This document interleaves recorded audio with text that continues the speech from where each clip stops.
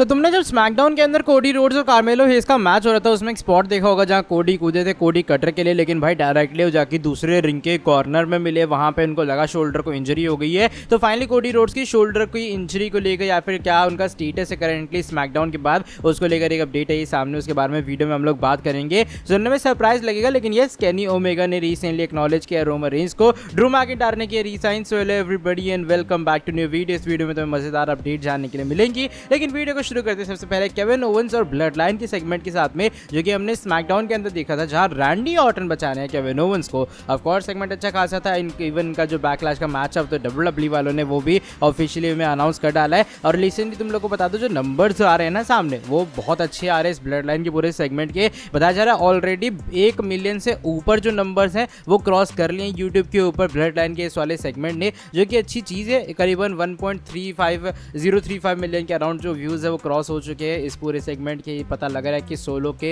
यहाँ पे होने के बावजूद जिस तरीके की स्टोरी चल रही है, फैंस की इंगेजमेंट है, बिकॉज रोमन नहीं होते शो के ऊपर, होता है ना कि ब्लड लाइन का सेगमेंट शायद उतना ना चले, लेकिन सोलो को जिस तरीके से कंपनी यूज़ कर रही है लग रहा है वो बेनिफिशियल है। और ऊपर से रैंडी ऑर्टन थे तो व्यूज़ कैसे ही नहीं आते। अब मैं बात ऑफ एयर के बारे में करूँगा। मैंने पिछली वाली वीडियो के अंदर बताया था कि ऑफ एयर हुआ, सीएम पंक वहाँ पर आए और चैट गेबल ने आके उन्हें कन्फ्रंट किया, लेकिन अब पूरी वीडियो क्लिप आई है सामने। अब हुआ कहता है बेसिकली सीएम पंक सेगमेंट या फिर प्रोमो अपना कट कर रहे थे, चैट गेबल उन्हें इंटरप्ट करने आए, और जब चैट गेबल इंटरप्ट करने आए तो शेमस आ गए वहाँ से, जो कि ऑफ कोर्स सीएम पंक के अच्छे खासे दोस्त है। शेमस के आने के बाद चैट गेबल, ओटिस वगैरह आराम से जो रिंग है उसको लीव करते हुए नजर आए, और कुछ इस तरीके से शेमस ने आके हमारे पंक को बचा ली ऑफ एयर के अंदर। और आई गेस इसके बाद एक मैच वैच भी हुआ था शेमस और अल्फा अकेडमी वाला, उसकी ऐसे कोई डिटेल नहीं आई है सामने, लेकिन ये कुछ ऑफ एयर मोमेंट्स है जो कि मुझे लगा बताने चाहिए, जहां सीएम पंक एंड शेमस का एक बार फिर से रियूनियन हुआ है। अच्छा, मैं बात डब्ल्यूडब्ल्यूई ड्राफ्ट के बारे में कर लेता हूं, बिकॉज मैंने अपनी वीडियो के अंदर बात क्रिटिसाइज की कि स्मैकडाउन ठीक ठाक था लेकिन ड्राफ्ट को ज्यादा बोरिंग था, वहां पे कुछ स्विच नहीं हुए, वहां कोई बंदा ब्रांड नहीं चेंज कर रहा है, तो मतलब क्या था ड्राफ्ट का। तो फाइनली इसको लेकर एक अपडेट है, ये सामने बताया जा रहा है कि ऑफकोर्स डब्ल्यूडब्ल्यूई वालों ने ना जानबूझ के नाइट 1 के ऊपर उतने चेंजेस उन्होंने ड्राफ्ट नहीं किए, बिकॉज डब्ल्यूडब्ल्यूई की इस नाइट 1 के लिए अप्रोच अलग थी, लेकिन नाइट 2 के ऊपर अप्रोच अलग है। वहां तुम्हें ज्यादा एनएक्सटी कॉल आउट दिखाई देंगे, वहां तुम्हें ज्यादा बड़े सरप्राइज देखने के लिए मिलेंगे, वहां तुम्हें देखने के लिए मिलेगा जेन्युइनली कि सुपरस्टार्स बड़े बड़े चेंज कर रहे हैं अपनी ब्रांड्स को। यानी कि ये वो चीजें थी जो कि डब्ल्यूडब्ल्यूई चेंज नहीं करना चाह रही थी ड्यू टू स्टोरी लाइन। मान लो जैसे जे उसो डेमियन प्रीस्ट है तो भाई इनका फ्यूड चल रहा है, तो इसलिए जे उसो को मंडे नाइट रॉ में ही चाह रहे थे, दैट्स व्हाई उनकी पहली जो पिक थी रॉ की वो जे उसो ही निकले। तो ये कुछ बातें थी जो कि मुझे लगा तुम लोग को बतानी चाहिए अभी फिलहाल नाइट 1 ड्राफ्ट को लेकर। नाइट 2 पे बताया जा रहा है तुम लोग चीजें एक्सपेक्ट कर सकते हो बड़ी होंगी, यानी कि एटलीस्ट नाइट 1 से तो बड़ी ही होने वाली है। और ऑफ कोर्स ऐसे कुछ चेंजेस देखने को मिलेंगे, ऐसे कुछ सुपरस्टार्स ब्रांड स्विच करेंगे जो कि शायद हम लोगों ने सोचा नहीं होगा। तो बस देखते हैं नाइट 1 कैसे जाती है, या फिर नाइट 1 को भी हम लोग बाद में बैठ के क्रिटिसाइज करेंगे। चलो बढ़ते हैं इसके बाद वाली स्टोरी की तरफ। हमारे farmer WWE champion the Scottish warrior Drew McIntyre के बारे में जुड़ी है।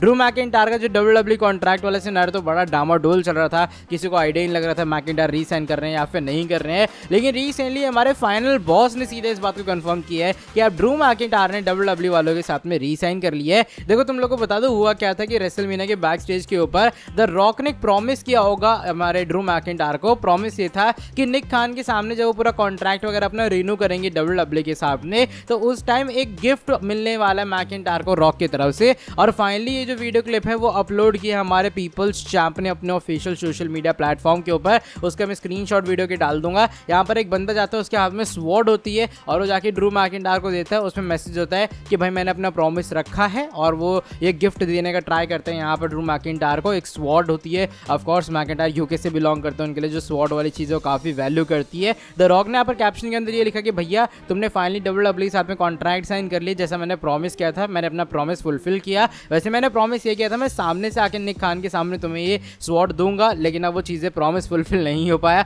बिकॉज उनका कुछ और काम पड़ गया था, लेकिन फिर भी ये था मैसेज हमारे फाइनल बॉस की तरफ से, और एक गिफ्ट एक छोटा सा जो कि उन्होंने ड्रू मैकिंटायर को दिया अपना प्रॉमिस फुलफिल करते हुए। तो ये अच्छी न्यूज़ है कि फाइनली मैकिंटायर ने डब्ल्यूडब्ल्यूई के साथ में जो कॉन्ट्रैक्ट है वो रिन्यू कर लिया, वो रीसाइन कर लिया है। इवन मैकिंटायर भी थैंक यू कहते हैं हमारे फाइनल बॉस को उनके इस पूरे गिफ्ट के लिए। क्या तुम लोग खुश हो फाइनली कि ड्रू मैकिंटायर डब्ल्यूडब्ल्यूई के अंदर ही रहेंगे, वो कहीं नहीं जाएंगे, और फाइनली रूमर्स को रोक लगी कि वो एईडब्ल्यू पता नहीं कहाँ जाने वाले हैं। चलो बढ़ते हैं इसके बाद वाली स्टोरी की तरफ। आज की हमारी से लास्ट स्टोरी तुम्हें सुनने में सरप्राइज लगेगी, लेकिन एक केनी ओमेगा के बारे में जुड़ी है जिन्होंने रिसेंटली रोमन रेंज को एक्नॉलेज किया है। देखो हुआ क्या कि केनी ओमेगा ट्विच के ऊपर अपनी स्ट्रीम कर रहे थे, इस स्ट्रीम के दौरान रोमन रेंज को लेकर, देखो केनी ओमेगा की फैंस ऐसे हैं मतलब, या फिर रोमन के फैंस भी ऐसे हैं कि वो केनी ओमेगा की बेइज्जती करते हैं और केनी ओमेगा के फैंस रोमन की बेइज्जती बेइज्जती करते हैं। तो वही ट्विच के ऊपर चल रहा था जब वो स्ट्रीम कर रहे थे। तो केनी ओमेगा यहाँ पर कहते हैं भाई ये जो तुम लोग चैट में कर रहे हो ना, मैं सहन ही नहीं पा रहा हूँ तुम लोग जो रोमन के खिलाफ उल्टी सीधी बातें कर रहे हो, बिकॉज रोमन रेंज जेन्युइनली बहुत अच्छा वो है, रेसलर है। या फिर वो कहते हैं कि लोग पता नहीं उसे बोरिंग कैसे कहते हैं। मैं रोमन का हेटर बिल्कुल भी नहीं हूँ।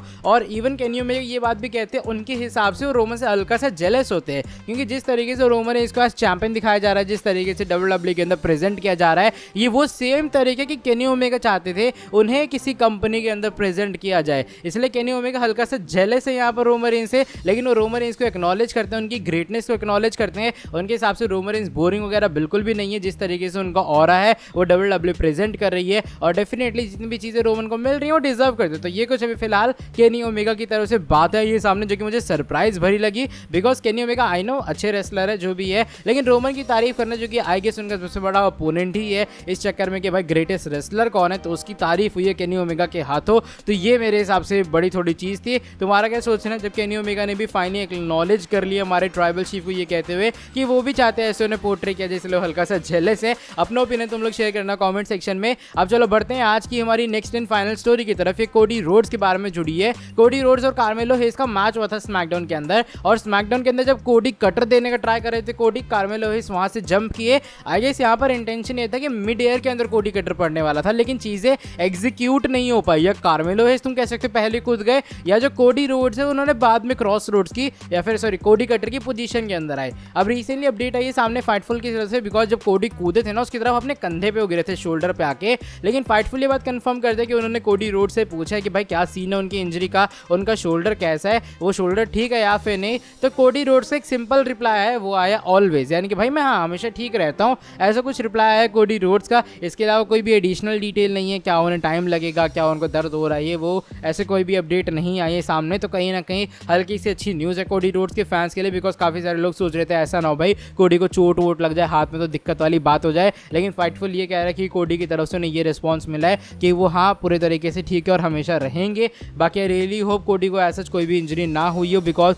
वो एक हल्का सा बहुत स्पॉट हो गया था। अब किसकी तरफ से हुआ है वो तो बात की बात है, लेकिन जो भी था जैसा भी था ये चीज़ थी जो कि मुझे लगा तुम लोग को बतानी चाहिए कि कोडी रोड्स अभी फिलहाल पूरे तरीके से सेफ एंड सिक्योर है। चलो by the way that is it for today video. अगर तुम लोग को ये वाली वीडियो पसंद आई है, इस वाली वीडियो को तुम लोग नीचे लाइक कर सकते हो। तुम्हें कैसे लगा ये पूरा कोडी रोड्स और कार्मेलो हेज का मैच बता सकते हो कमेंट सेक्शन में। साथ में जो लोग चैनल के ऊपर न्यू है सब्सक्राइब नहीं किया सब्सक्राइब कर देना चैनल को, और बेल नोटिफिकेशन को भी कर सकते हो। और मैं तुमसे मिलता हूँ आके नेक्स्ट वीडियो के अंदर बहुत ज़्यादा जल्दी। Till then bye bye, take care.